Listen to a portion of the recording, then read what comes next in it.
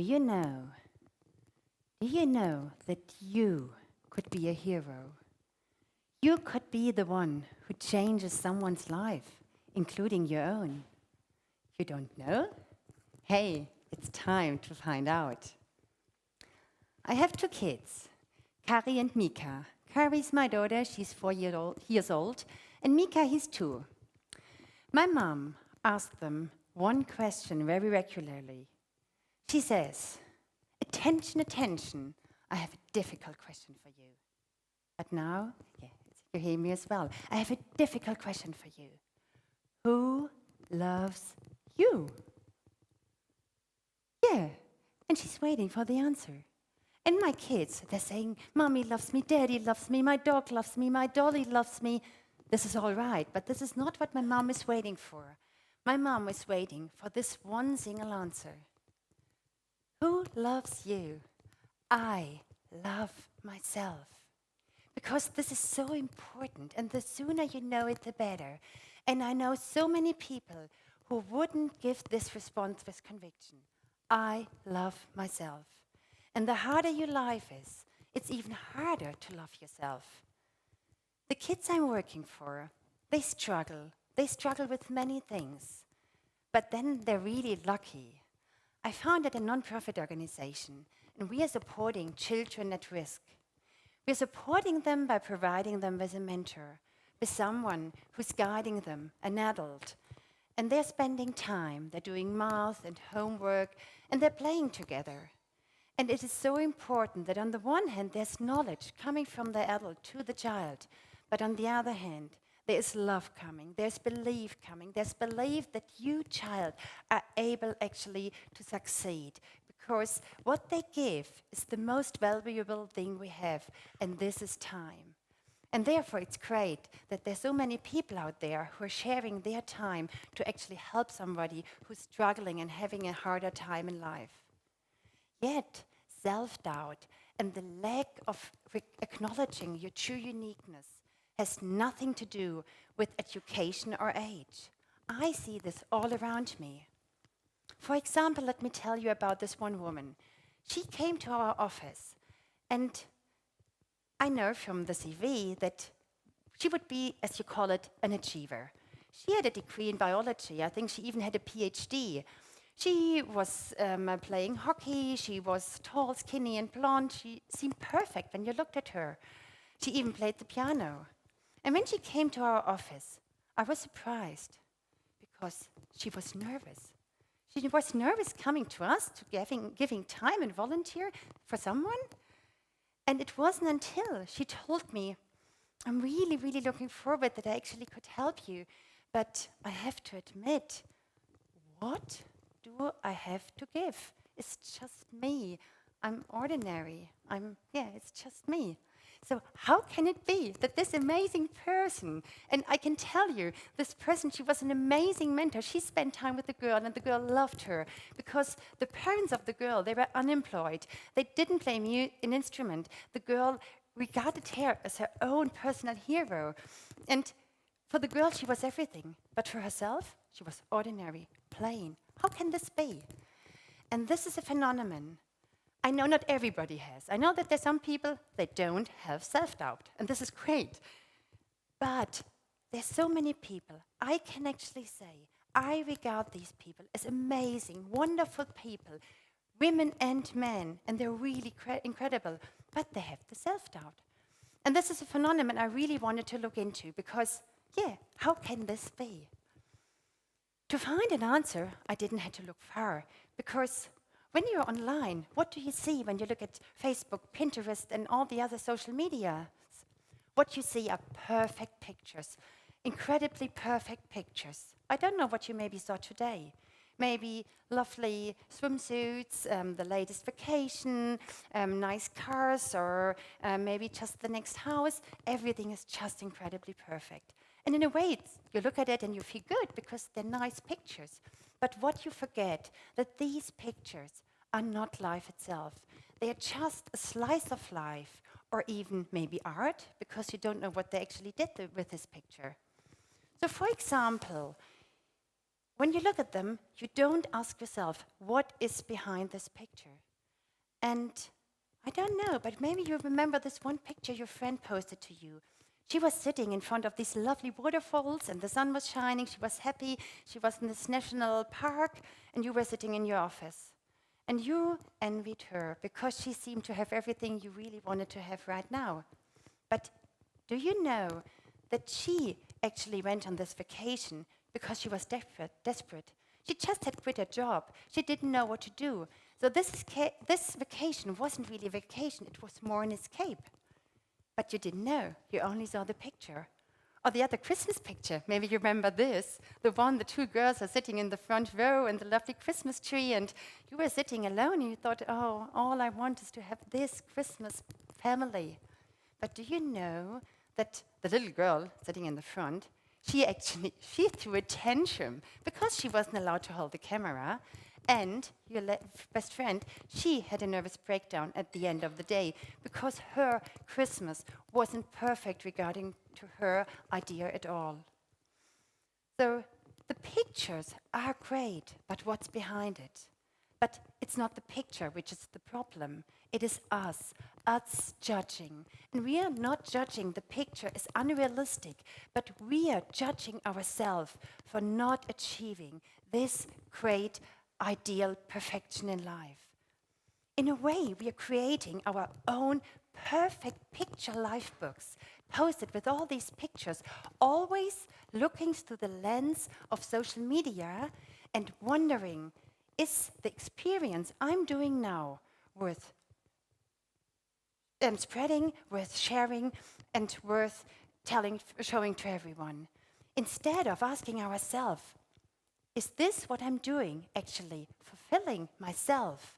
We ask ourselves, what is required to achieve this greatness? And in addition to this, spending time online is so deceiving, because while you're online, you think you're spending time with your friends. But research shows, is what we all know deep inside, a like on Facebook is nothing like a hug from a friend. And spending time online and talking to someone is not like having a cup of tea with your friend and telling her about all your worries. And the problem is that we really believe in a way that we shouldn't go there, but we still know that there's a way we should do this. So the problem, and I want to emphasize this now, that I'm not against social media. I'm not against the use of it. But it is because I use it myself. I'm a mother of two. I don't have time to go on the phone while the kids are in bed. But it is the amount we use it, and it's the way how relevant it is in our life. And it is about not sharing quality time with others, because sharing quality time is nothing like we can have otherwise. And when we're not sharing this time, we get lonely and we get disconnected. We not only get disconnected from our friends, but we get disconnected from ourselves. And therefore, I was thinking that the answer, by all these amazing people out there actually doubt themselves and judge them, is loneliness. Loneliness as a result from wrong-idled, misguided comparison and the lack of interaction. And I was glad. I was glad because I thought, okay, if this is the answer, there's no other thing than go out there, meet with others whenever you have the chance, whenever you have the opportunity. Maybe while you're drinking a coffee, talk to the person next to you. Maybe while you're in park, just talk to the persons. Realize that when you share this time, you're gonna share it not only to get to know the others, but your true self as well. And remember the lady, she needed the little girl who actually showed her her great achievement and how wonderful she is. And the little girl needed the lady, because otherwise she would never discovered how great it can be to play the piano. And in a way, I could end my talk here, because, yeah, this is one answer. But there is more. There's so much more. And even if it's simple, but what stops us from being our hero, from achieving this greatness, And this is fear. Fear of failure. Fear of being laughed at. Fear of not actually having this perfect life because this is what you think you actually need. And this fear stops us like a handbrake you have on. Like a handbrake you think you need it because otherwise if you let this go, you don't know what's happening. But I'm going to tell you, this won't happen. I'm sure there's so much greatness outside. And I wonder whether you actually have fear, whether you sometimes think about something, you think, wow, this is what you really want to do, and still you don't. Are you ready to actually find out? Are you ready? Would you like to discover what actually stops you, prevents you from being your own true hero? Are you? Great, because now I need you. Because right now you were only listening. So first of all, I would like that you actually can feel yourself. And to feel yourself, just clap your hands.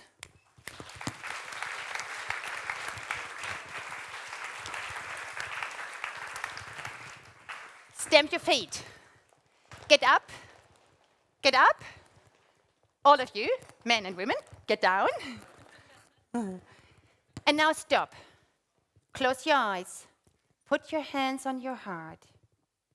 And think about what you always wanted to do.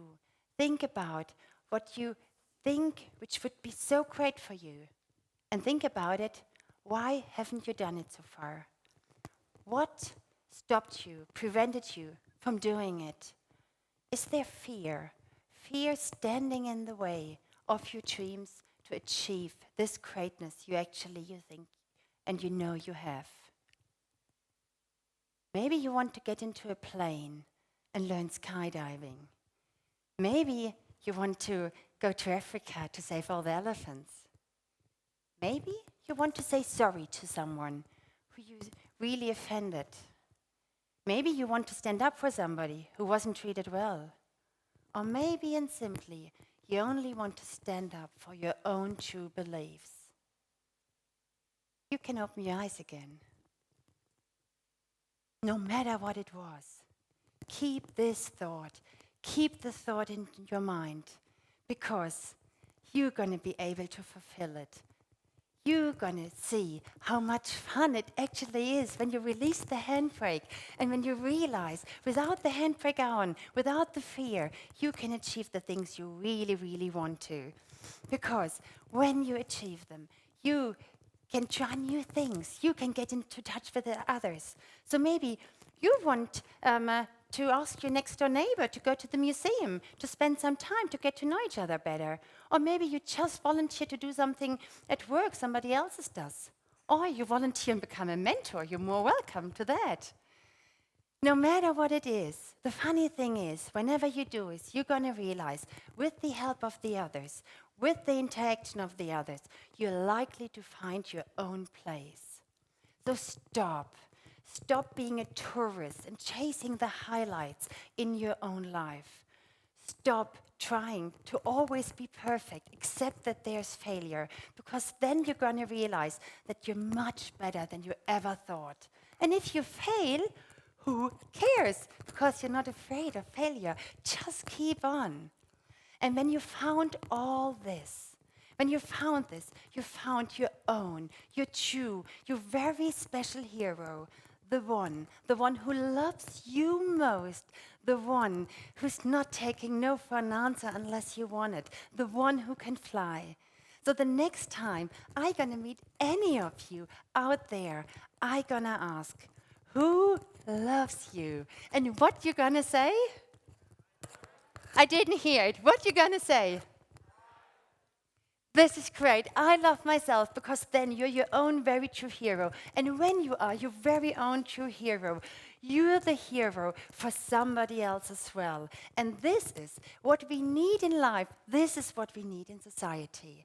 And therefore, all great heroes out there, I love you.